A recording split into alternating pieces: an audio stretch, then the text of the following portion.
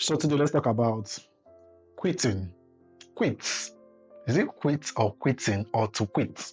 Anyone. But what I'm saying is like abruptly stopping your job, your work, your goals, your career, pausing a particular thing you've started because you feel um, you can no longer continue with it, or perhaps you don't want to go ahead with it. You feel it won't work out again, or what you thought in the beginning it would be like is not what is playing out, and you feel it's time to call it a done. So first of all, at what point does it become important that you quit? Is it good to quit? Is quitting a good thing? And if quitting is a good thing, when do one decide to quit? And when do one continue to push? And when is the right time to say, okay, I'm still going to give this a try. If it doesn't work again, then I'm done. So for me, I mean, is there anybody who is not even guilty of this? I know I've quitted so many times. I hope that's correct. Quitted. Yes. What is it like we're quitting mattress? Yes, I know I've quitted so many times. And I think the reason is fear. Fear, yes. Unpreparedness. I also think another reason I've also I started something and I didn't continue is value of despair. So there is, when I mean fear, you start something, you are very excited about it, you want to do this, and then along the line, you begin to feel like, oh, this thing will not work out. You become afraid that the world will judge you when you know that this thing is no longer going to turn out the way it's supposed to be, especially when you have told everybody about it, right? You've spoken to the world. Oh, I'm doing this. This is what I'm doing. And then along the line, things are not coming out well. The fear is already there. Like you start seeing yourself withdrawing. So, at what point does it become important that one would have to call it off? I'm no longer doing this. So, the thing is, I found myself in some scenario where I see this particular project or I see something and people are saying, oh, this is what is giving money. Oh, affiliate marketing is where the money is. Oh, tech is where you make six figures. And then I jump into it, right? You jump into it without even considering or digging to know what are the pros and cons, what are the side effects, what is involved. Oh yes, six figures, but what do I have to do in this to make this six figures? Will I be able to keep up with it? Can I do it? And then it's called uninformed optimism. You jump in, you are so excited, you are so happy. And then when you're not getting, you begin to see, oh, what I saw from the window is not what it is when I'm eventually in the room. This is different. You begin to feel the heat. You begin to see that things are now different.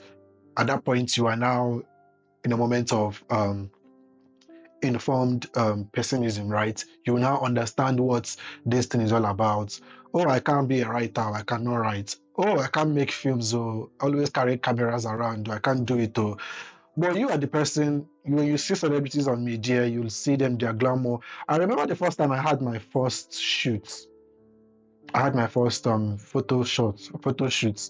Because me, I like visuals, I like expression, I like spotlight. So that first time, I'm sorry, it was just 2 hours. Was it? Well, just to take like three pictures, only three pictures. I think we were modeling for a brand. Just three pictures. It took us 6 hours changing different clothes. I was profusely sweating. Right at that point, I'm like, no. If this is how becoming a celebrity is, if this is what it takes, I'm not doing. So, but from the beginning, when I see them, when I see these ones who pushed to the end and they bring out those beautiful get ready with me. I don't want to talk about my get ready with me videos. When you see those pictures of get ready with me, pictures of photo shoot pictures, you want to be like them and you want to copy or without necessarily knowing what is involved. So that's what at that point you're like, okay, you are now in the beginning is uninformed optimism. You don't know what this is about, but just because you've seen it or you've seen people do it, or maybe you hear say, you now want to jump into it. You're excited about it. You want to get it running, right? And then when you eventually start, you now see that, oh, it's not easy as you thought. Wishes are not roses, right? And then you find yourself in the valley of despair where nothing works out again. You feel like, oh no, this is not for me. I'm not doing this again. I'm leaving. I don't want to continue with this, right? So at what point is it important to call it a quit? For me, I would say quitting is not an option. It might not be the right thing that you want to hear, but for me, I know that, for me in particular, I know that except I am not ready to give in my all in this particular project, is that I won't get it done. Or except I'm not convinced that this is what I want to do. And that is where it's important that we do at all costs or at every point in our life. It's always important we prioritize our happiness, things that makes us happy. The first guest I had on Free Talk with Sochi, he mentioned something about love. You need to have love for your work, for your career. Make sure that what you do is what makes you happy. I remember a friend of mine congratulated me the other day. She was like, oh, congratulations for always being consistent. Congratulations for always posting on Real Talk with Sochi every week.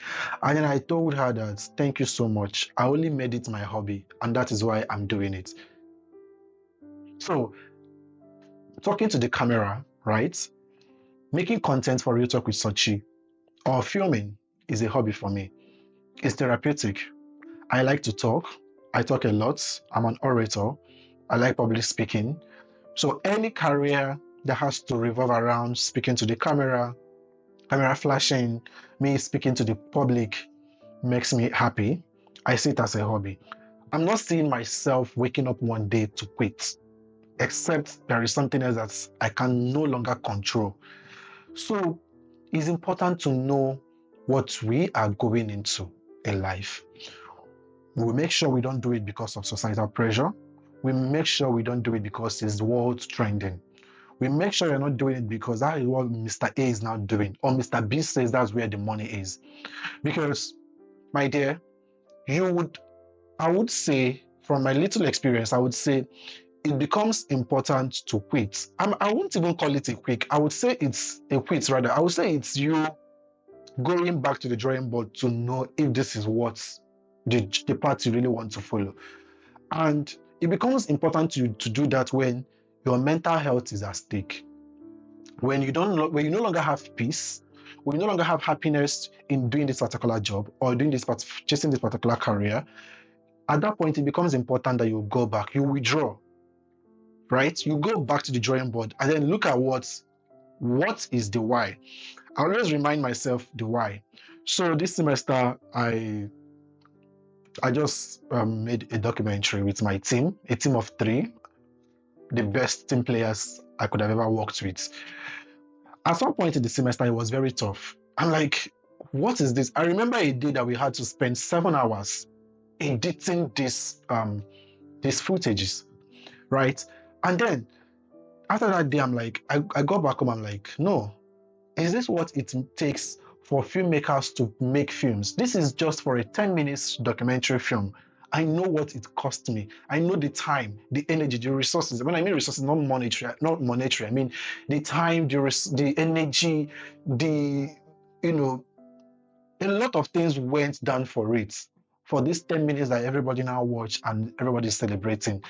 So I was now asking myself, is this really what this thing is all about? Just 10 minutes, I'm exasperated. How much more when I begin to make 2 hours film, 1 hour film, 50 minutes film, what would I say? So, but one thing is, even as I was thinking of those things, I never failed to remind myself of my why, WHY. Why did I start? Why did I have to register for this course in the very beginning? I'm a historian. I mean, I would have just focused in my departmental courses, write my papers and go. But no, I went to another department to take a filming course. Why? So when you remember that why, it will kind of help you to give you every reasons to keep pushing. But mind you, it's not at the detriment of your mental health.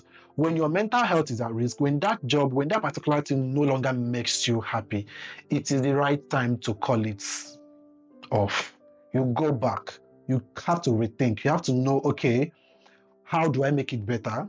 Is there something that is this unhappiness in this job or in this career that in the beginning was so I find it so enthusiastic. Like I was so enthusiastic about it. Why along the line, why am I now feeling this way? This is a point you now have to go back to start thinking, okay, is it people I work with? Is it the working environment? Is there something I'm not doing well? Am I not managing my time properly? Is it procrastination? So when you're able to answer some of these questions, these and many more questions that you might have to bring up, sit on the table and ask yourself these questions. And then after, when you're done addressing this, and you know that this is not what the environment is doing, it is just you not being happy or not finding it pleasant again. Please, for your own sake, I know they said quitters are losers, that when we quit for nobody, but not when your health, your mental health is at risk, because you need your mind, your body, and soul together for you to even finish up a project or for you to be successful. It depends on what success means to you, anyways. So, quitting is not entirely bad. All right, but I think it's just the word. Once you hear quits, you say achievers never quit, go getters never quit. This one never quits, right? But it's okay to fail, but you have to learn from your failures, but you don't quit. Please, for me, at least I'm talking to myself now, I've engaged in so many projects or so many activities that I did it because of out of fantasy, or out of what people are saying, or out of what the society is saying, or what the media is presenting, without even finding out what do I really like. Does this make me happy? Is this the end goal for me? So quitting might not be bad, or it's not entirely a bad thing, but it's always good to know at what point is it important. Do you make that decision? And when you make that decision, what next? When you quit, what next? So for me, when I quit, or even eventually when I quit on something, the goal is not a point, it's not a moment to now jump into the next project. It's the time, I see this as a time to sit back. It's like a retreat. You sit down, you reflect on the project, on the previous one. Why did you start? At what point did it start not to not make sense? I'm sorry. At what point did it no longer make sense? Hey, English. Okay. So, and then you ask yourself these questions, how do I make it better? So that when you are going into the next job, or when you're getting into the next career, please have your facts right. Ask questions, make inquiry. As a filmmaker or as a researcher, we do what we call literature review. You read the things that are already in the field and find a gap, and then you want to fill in that gap. As a filmmaker, you don't just wake up one day and start making film. Budgeting is very important. Your team, your cast and crew is important. You have to put all these people together. So you don't just wake up, like no one just wakes up and they say, okay, tomorrow I want to be in the tech. Oh, they say tech is now what is giving money. I want to be a cybersecurity. I want to be in cybersecurity. You don't even know what the job entails. You don't even know what the difficulties, the challenges. Are you jumping because of the 6 figures or the 7 figures?